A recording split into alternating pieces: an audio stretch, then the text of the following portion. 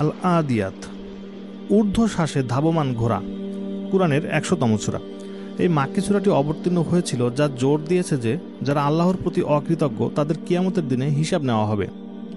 আল্লাহ সূরাটির শুরুতে সাহাবীদের যুদ্ধের জন্য ব্যবহৃত ঘোড়াগুলির শপথ নিয়ে বলেছেন, والعاديات ضبحا فالموريات قدحا فالمغيرات صبحا فأثرن به نقعا فوسطن به جمعا إن الإنسان لربه لكنود।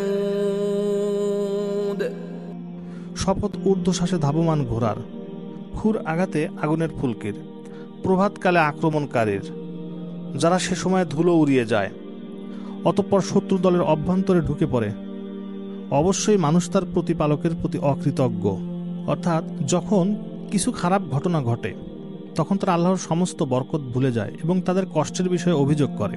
وَإِنَّهُ عَلَى ذَلِكَ لَشَهِيدٌ। এবং সে নিজেই এ বিষয়ের সাক্ষী।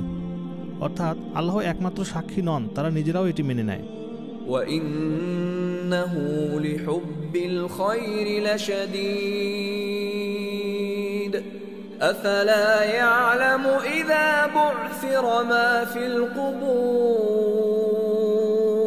وَحُصِّلَ مَا فِي الصُّدُورِ إِنَّ رَبَّهُم بِهِمْ يَوْمَئِذٍ لَخَبِيرٌ। এবং সে সত্যিই ধন সম্পদের আসক্তিতে অত্যন্ত প্রবল। তবে কি সে জানে না যখন কবরে যা আছে তা উঠানো হবে এবং অন্তরে গোপন বিষয়গুলো যা আছে তা প্রকাশ করা হবে? নিশ্চয়ই তাদের রব তাদের সম্পর্কে সেদিন পরিপূর্ণভাবে অবগত।